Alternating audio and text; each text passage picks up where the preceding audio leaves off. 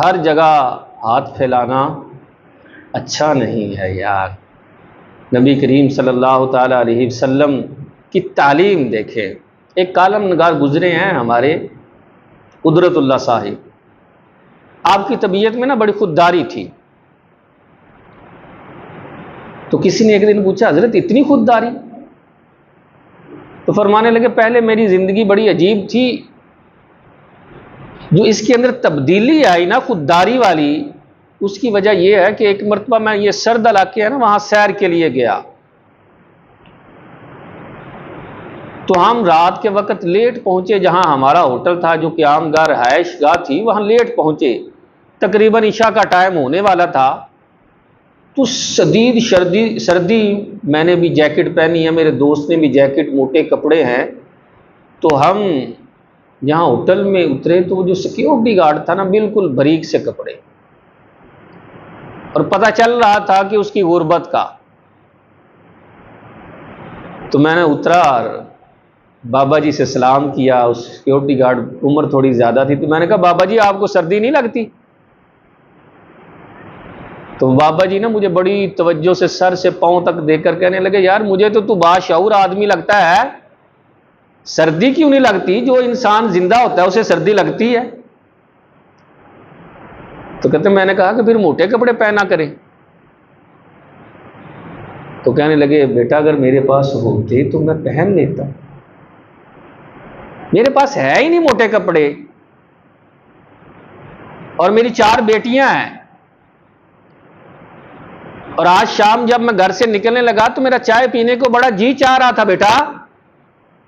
تو میں نے گھر والی سے کہا کہ بلی لوگ چائے مل سکتی ہے ایک کپ؟ تو مسکرا کر کہنے لگی ہاں ہاں آج 1 کپ دودھ ہے اور 1 چمچ شکر بھی ہے اور تھوڑی سی پتی بھی گھر میں ہے، لیکن جب بیٹیاں سو جائیں گی نا پھر میں آپ کو چائے بنا کر دیتی ہوں۔ اور نوجوان میں تو چائے بھی دوائی کی طرح پیتا ہوں۔ کہتے ہیں اس نے جب مجھے یہ اپنی داستان سنائی تو مجھ پر کچھ ایسی رکت سی طاری ہو گئی کہ میں نے اپنی جیبوں میں ہاتھ ڈالا، میرا کل اثاثہ جتنا میرے پاس مال تھا نا میں نے سارا اکٹھا کیا اور بابا جی کے ہاتھ میں پکڑا دیا، بابا جی یہ لے۔ تو دیکھ کر مجھے مسکرا کر کہنے لگے میں تو تجھے ذرا سیانا آدمی سمجھ رہا تھا، اور وہ پیسے مجھے پکڑاتے ہوئے فرمانے لگے نہیں یار یہ تو صرف دل کو ہلکا کرنے کے لیے بات سنائی ہے، میں کوئی فقیر آدمی مانگنے والا نہیں ہوں، جو اللہ مجھے عطا فرماتا ہے اسی پر راضی ہو کر میں زندگی گزارنے والا ہوں، نہ بیٹا میں مانگنے والا نہیں۔ کہتے ہیں یہاں تک کہ عشاء کی اذان ہوئی، بابا جی نے سامنے گھاس پر سخت سردی کے موسم میں نماز شروع کی۔ کہتے ہیں آج پہلی دفعہ میں دیکھ رہا تھا کسی کو صحیح معنوں میں نماز پڑھتا ہوا، اس کے قیام میں، اس کے رکوع اور سجود میں وہ لذت محسوس ہو رہی تھی کہ دیکھنے والے کو اتنی لذت تھی تو پڑھنے والے کا کیا مقام ہوگا۔ کہتے ہیں مجھے اس کی نماز دیکھ کر جو ہے وہ مزہ آ رہا تھا۔ کہتے ہیں وہ اتحیات میں بیٹھا تو میں بڑی دیر سے ضبط کر رہا تھا، اتحیات میں بیٹھا تو میری چھم آنکھوں سے آنسو برسنے لگ گئے، میں کھل کے رویا تو میرا ساتھ والا ساتھی کہنے لگا قدرت اللہ صاحب رونے والی کیا بات ہے،